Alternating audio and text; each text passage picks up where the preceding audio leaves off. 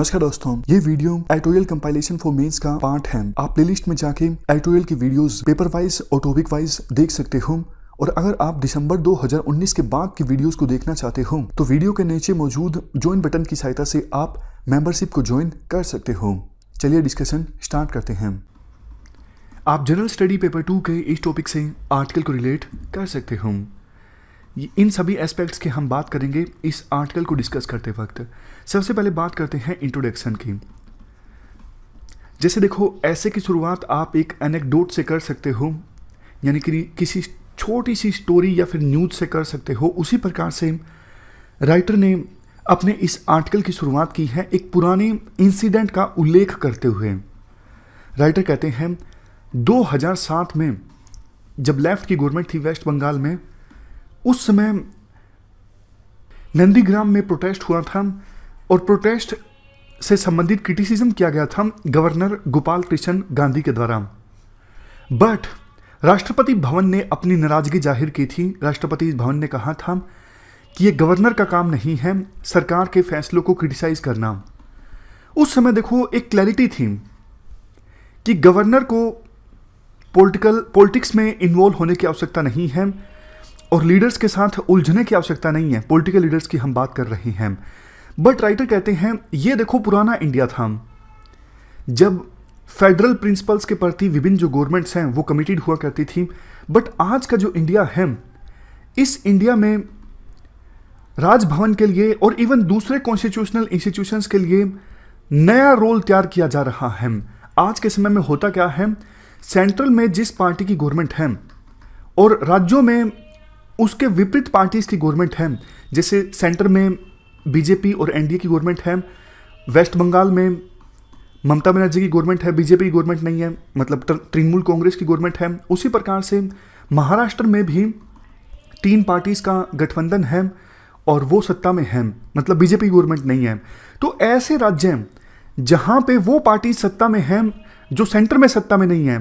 तो ऐसे स्टेट्स में गवर्नर जो हैं एक राइवल पावर सेंटर के तौर पे काम कर रहे हैं। जैसे वेस्ट बंगाल में जगदीप धनखड़ गवर्नर हैं, वो काफ़ी एक पॉलिटिकल एक्टिविस्ट की तरह काम कर रहे हैं। समय समय पर वेस्ट बंगाल सरकार के जो फैसले हैं उन्हें क्रिटिसाइज करते रहते हैं। ठीक वही काम भगत सिंह कोश्यारी यानी महाराष्ट्र के गवर्नर कर रहे हैं। अभी हाल ही में क्या हुआ, महाराष्ट्र में मंदिर नहीं खोले गए थे पूजा करने के लिए, तो भगत सिंह कोश्यारी जो कि गवर्नर हैं महाराष्ट्र के, इन्होंने उद्धव ठाकरे को खत लिखा जिसमें कहा कि पहले तो आप हिंदुइज्म से संबंधित बड़ी बड़ी बातें किया करते थे, बट अभी आपने बिजनेसेस ओपन कर दिए हैं लेकिन मंदिर नहीं ओपन किए हैं पूजा करने के लिए। क्या आप सेकुलर हो गए हो? इस प्रकार का क्वेश्चन पूछा गया गवर्नर के द्वारा महाराष्ट्र के मुख्यमंत्री से। तो गवर्नर के इस लेटर का काफी ज्यादा क्रिटिसिज्म हो रहा है कि गवर्नर को ये जो भाषा है वो बिल्कुल शोभा नहीं देती है। देखो, वैसे तो हमारा संविधान जो है वो गवर्नर को कुछ मामलों में डिस्क्रिशन देता है। जैसे किसी भी गवर्नमेंट के फैसले से संबंधित गवर्नर जो है वो इंफॉर्मेशन मांग सकते हैं, ऐसी उनके पास पावर्स हैं। बट देखो, जो हमारे संविधान निर्माता थे उनका विजन एक बात को लेकर क्लियर था कि स्टेट में सिर्फ काउंसिल ऑफ मिनिस्टर्स की एड एंड एडवाइस से काम करेंगे, गवर्नर एक राइवल पावर सेंटर के तौर पे काम नहीं करेंगे। इसीलिए गवर्नर की जो पोस्ट है वो इस प्रकार से डिजाइन की गई है कि गवर्नर का डायरेक्ट इलेक्शन नहीं होता है, क्योंकि डायरेक्ट इलेक्शन अगर सुनिश्चित किया जाता और फिर गवर्नर के पास पावर नहीं होती तो ये थोड़ा अजीब होता ना। तो हमारे संविधान निर्माता इस बात को लेकर क्लियर थे कि गवर्नर के पास कोई पावर होगी ही नहीं, इसीलिए गवर्नर को अपॉइंट कर दिया जाए, डायरेक्ट इलेक्शन की गवर्नर की आवश्यकता है ही नहीं। इसके बाद देखो एक फेमस कोट है कॉन्स्टिट्यूशनल एक्सपर्ट नानी ए पालकीवाला का। इन्होंने कहा था संविधान में प्रोविजन देखो इस प्रकार से किया गया है कि गवर्नर जो हैं वो एक इंस्ट्रूमेंट होंगे पीपल ऑफ स्टेट के बीच फंडामेंटल इक्विलिब्रियम को मेंटेन करने के लिए और ये इंश्योर करने के लिए कि स्टेट में जो सरकार चले वो संविधान के मैंडेट के हिसाब से चले, मतलब संविधान का पालन हो स्टेट की गवर्नेंस में। यह भी सोचा गया था संविधान में कि गवर्नर जो होंगे उनके पास विजडम होगा, वो एक स्टेट्समैन की तरह काम करेंगे, एक पॉलिटिशियन की तरह काम नहीं करेंगे। बट देखो ज़्यादातर बार होता क्या है, वो पॉलिटिकल लीडर्स जो अभी हाशिए पर चल रहे हैं, जो एक्टिव पॉलिटिक्स में नहीं हैं, उनको अपॉइंट कर दिया जाता है प्रेसिडेंट के द्वारा सेंटर में यूनियन ऑफ मिनिस्टर्स की एड एंड एडवाइस से। आप जैसे एग्जांपल ले लीजिए, भगत सिंह कोश्यारी, ये बीजेपी के लीडर थे उत्तराखंड के। बात सिर्फ देखो बीजेपी की नहीं है, मतलब कहने का मतलब है सेंटर में जिस भी पार्टी की सरकार होती है वो पार्टी अपने ही लोगों को, पास्ट में अपनी ही पार्टी से जुड़े लोगों को गवर्नर के तौर पे अपॉइंट करती है।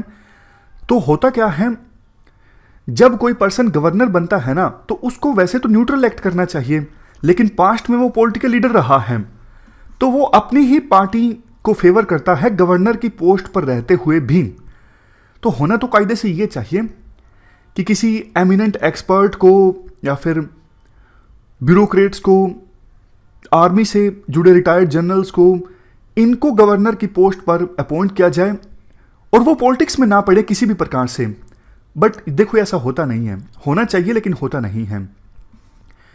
काफ़ी बार ऐसा भी देखने को मिलता है, अब जैसे बीजेपी की सरकार है, अगर कल को सरकार चेंज हो जाती है, कांग्रेस की आ जाती है, तो फिर कांग्रेस सारे गवर्नर्स बदल देगी, मतलब ज़्यादातर जो गवर्नर्स है वो बदल देगी जो बीजेपी के द्वारा अपॉइंट किए गए हैं। कांग्रेस फिर अपने बंदों को अपॉइंट कर लेगी। तो इससे संबंधित सुप्रीम कोर्ट का जजमेंट भी आया है कि आपको एक्सप्लेनेशन देनी होगी, आप ऐसे बिना रीजन के अपनी मर्जी से गवर्नर को नहीं हटा सकते। इस केस का नाम भी है BP Singhal case versus union of India 2010, जिसमें सुप्रीम कोर्ट ने यह कहा था कि नई जो यूनियन गवर्नमेंट है वो आर्बिट्ररी ढंग से गवर्नर्स को अपनी पोस्ट से नहीं हटा सकती। लास्ट में आर्टिकल में देखो ये बोला जाता है, वैसे तो आर्टिकल 167 जो है संविधान का, वो गवर्नर को अलाउ करता है कि गवर्नर स्टेट के किसी भी फैसले से संबंधित इंफॉर्मेशन गवर्नमेंट से मांग सकते हैं। बट अभी हुआ क्या, जो सेकुलरिज्म से संबंधित बात बोली गई महाराष्ट्र के गवर्नर के द्वारा, ये इसलिए भी गलत थी कि देखो सेकुलरिज्म वर्ड हालांकि हमारे देश में बाद में ऐड किया गया 42nd कॉन्स्टिट्यूशनल अमेंडमेंट में, बट आर्टिकल 25, 26, 23, 28 ये सब हमारे देश में सेकुलरिज्म की छाप पहले से ही छोड़ते हैं, शुरुआत से ही। इसके अलावा भी राइट टू इक्वलिटी में भी सेकुलरिज्म की छाप देखने को मिलती है। वर्ड सेकुलरिज्म 1976 में संविधान में ऐड किया गया प्रीएम्बल में, बट हमारा संविधान के जो प्रोविजंस हैं वो देश में इनडायरेक्टली सेकुलरिज्म ही लेके आते हैं। सिर्फ लिखा नहीं गया तो क्या हुआ, सेकुलरिज्म हमारे देश में हमेशा से ही है। तो गवर्नर के द्वारा ये बोलना कि क्या आप सेकुलर हो गए हो, ये काफ़ी गलत है, ये संविधान की वैल्यूज़ के भी अगेंस्ट है। इवन केशवानंद भारती केस में सुप्रीम कोर्ट ने माना है कि सेकुलरिज्म जो है वो संविधान का बेसिक फीचर है। लास्ट में आर्टिकल में कहा जाता है कि देखो सेंट्रल गवर्नमेंट के द्वारा गवर्नर की पोस्ट का इस्तेमाल करना अपने फायदे के लिए ये कोई नई चीज़ नहीं है, पहले की सरकारें भी ऐसा करती आई हैं। इवन इंदिरा गांधी ने भी गवर्नर का इस्तेमाल किया है, इवन कांग्रेस की गवर्नमेंट्स के खिलाफ जो कोऑपरेटिव नहीं थी इंदिरा गांधी के साथ। बट उस समय थोड़ी तो नैतिकता हुआ करती थी, एटलीस्ट गवर्नमेंट दिखाने की कोशिश किया करती थी कि नहीं गवर्नर जो हैं अपने दायरे में रह के ही काम कर रहे हैं। बट अब ऐसा नहीं हो रहा है, इवन जो नैतिकता का जो मास्क है वो भी उतर गया है। इवन सरकार प्रेशर भी नहीं फील करती कि गवर्नर ने जो बोला है वो गलत बोला है, ऐसा नहीं होना चाहिए। राष्ट्रपति भवन के द्वारा कोई नाराजगी नहीं जाहिर की जाती, गवर्नर को बोला नहीं जाता कि आपने जो लेटर लिखा है ये गलत है, नहीं, कुछ भी नहीं। जबकि गवर्नर इस प्रकार का लेटर लिखते हैं जो कि संविधान की वैल्यूज के पूरी तरह से अगेंस्ट है। तो ये हमने पूरा आर्टिकल डिस्कस किया। इस डिस्कशन में फिलहाल इतना ही है। Thank you very much for discussion.